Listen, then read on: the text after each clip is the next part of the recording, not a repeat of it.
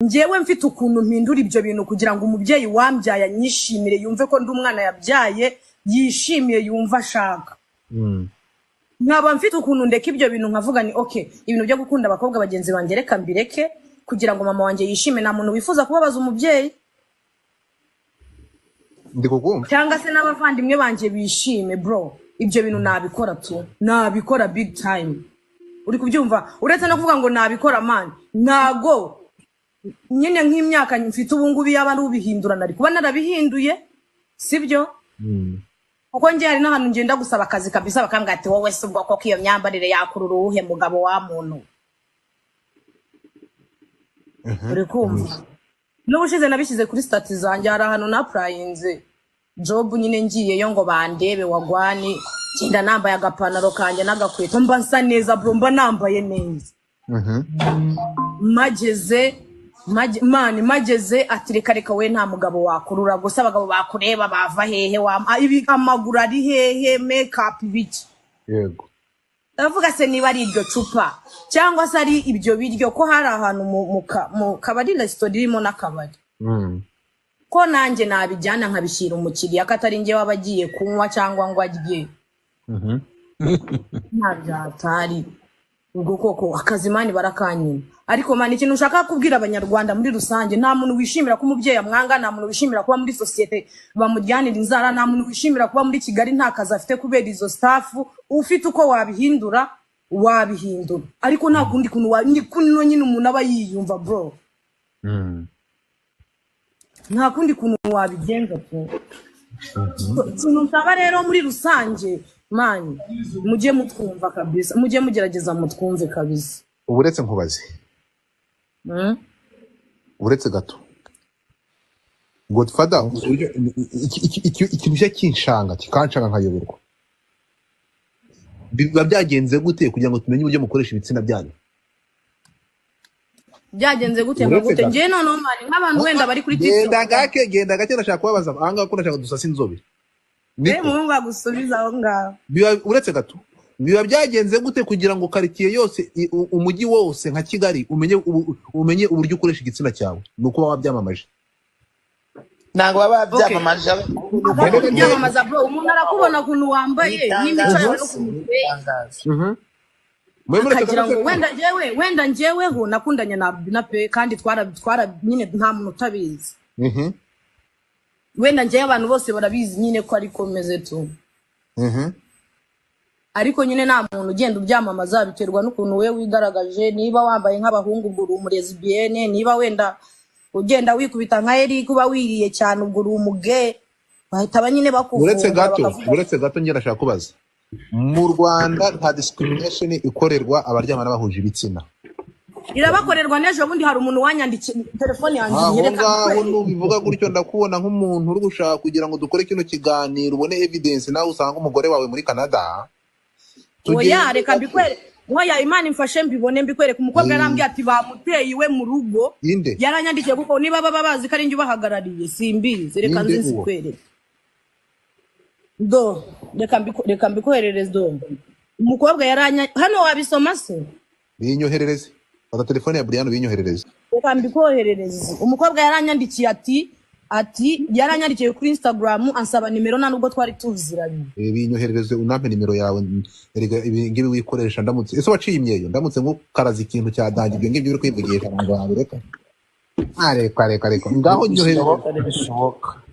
Hari ikibazo cy'ikigaraze nanjye tugakaraga. Ubu ngubu urashaka kumbwira ko bari tazara mugahana we zabanza wahana mani rega nje twebwe ntago tuba turi ibisambo bro turashare wantamo oye wamuhanawe namuhigi hano nagishuhije ndabamva maze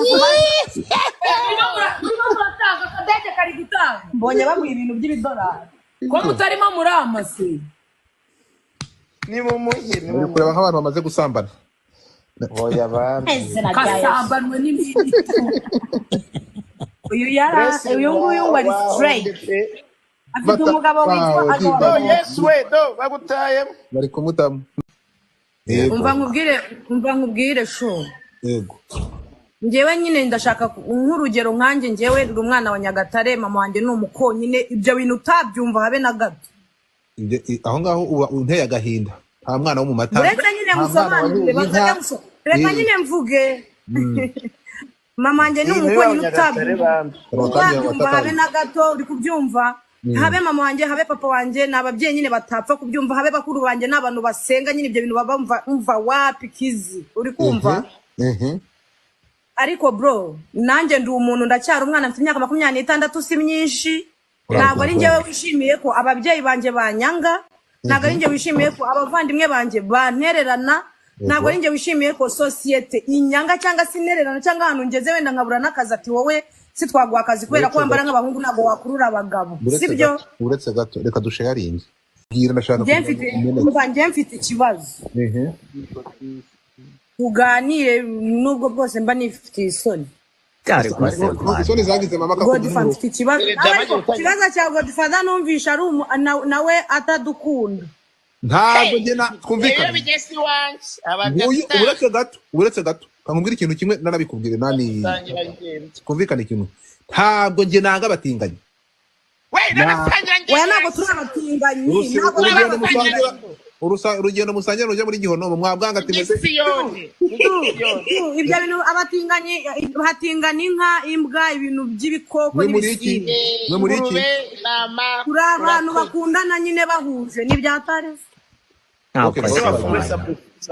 reka tugende reka dusase inzobe tasha reka manze nkubwire ikibazo manze nguyu Eric ari hano nguyu Eric wowe vanga ngabigaze kuri njyewe wabwanga ati ariko abantu bakomantinga urumva ntabwo njye nanga abatinganyi sorry ntabwo abasanya ngendo nta urugendo rugana he muzarujyane bugare babaziri Godfather nguyu Eric urukunyumva yaje kuri club house imyaka 5 ishize kora discrimination twara abantu bagarigane muri muzane na hostinze nguyu yarahari nibwo Eric yamenye ndahagurutse mu bantu magana ndavuga ati ntabwo mufite uburenganzira bwo kuvana umuntu muri community bitewe n'uburyo akoresha igitsina cye ubu yari hano yamenye mu Rwanda intambara umuhenerezo nguyu kuko ntabwo nge ndemera ko umuntu agomba kuza gukora umuntu discrimination bitewe n'uburyo akoresha igitsina cye uburyo mukoresha ubwambure bwanyu that is your business icyo nanga kanye basubiriremo nanga urumva kunyumva nukuza kubyamamaza mukaza kubigira nk'indirimbo mukaza kwishyura imbere nk'amabere y'inkumi aho mugeze hose mukaza kugira aba victime nimukoresha ubu ntabwo ntimuzi uko gukoresha igitsina cyanjye ariko mureke kuza kubyamamaza no kubikorera publicité nibyo nanga ariko ntabwo n'umufobike okay tugende gaturi umuntu ari igikorwa cyiza ndebura ukuntu yabyara umwana mwiza dore ndi mwiza nyine uri mwiza wabyara umwana mwiza uramutse wabaye wife material ndi mwiza sha uzanshakira umugore w'umuzungu amindurira ubuzima bwo nzagushakira umugabo agutera indubyare aragaterwa amabyi ku muntu tugende gatera tugaruke umuniga wanjye ituru yabamemukiye n'Imana ntiyazamubabarirayo gahanda tugende gatoya ariko witwa Divan afite iminwa myiza mwiriwe Divan sashimwe sha gasopo wa mugabo we gasopo nyine dukorera hejuru turamanura rakoze tunuye Kacyiru munsi ya TV1 himuze abakobwa banjye batewe ndabakizwa n'iki noneho bakobwa bato ego mana batewe n'iki sibabona ababona do reba aho hasi abakobwa barinda kutwica bari kudutereta wowe nande yewe Dena ban ego mukobwa esa shemi Yesu ramuzi amina gumo mani nese ko mvuye hagati na hagati DJ Brian Sheribit ufite umwana mba nkubwire Godfather iri joro ni iryanjye ngumisha kuri big screen bama amafaranga undemereje Godfather ikibazo cyanjye wacyumvisha tugiye kukiganiraho neza kaza bavanga ubutabera wetonde gato ndavanga ntabwo nkubeshya uretse gato nguyu Eric se mungu namuhaye ubutabera araza mu Banyarwanda uri ko mu buvundera namuhaye ubutabera wabwangatiwe Eric imyaka 3 inishize wadaye wamaye we ubutabera kuri club house nagwaye ubutabera Eric se muhungu ngo justice wamaye Kigali cyangwa uretse gato Eric imbere y'abantu magana 8 narahagaze ndi umuntu umwe bantera amabuye nanga ko bakora discrimination kubera uri umutinganya sibyo Ntabwo mutera No, umusanya no, mana yanjye. ntabwo arifata kubivuga nabi Okay. Uburetse gato. Umusanya agenda bivuge neza. Igitsina aho bitagenewe. Umusanya agenda yemeye uretse kuguhagarara. Tigo. Express yourself for G Network. Urakoze.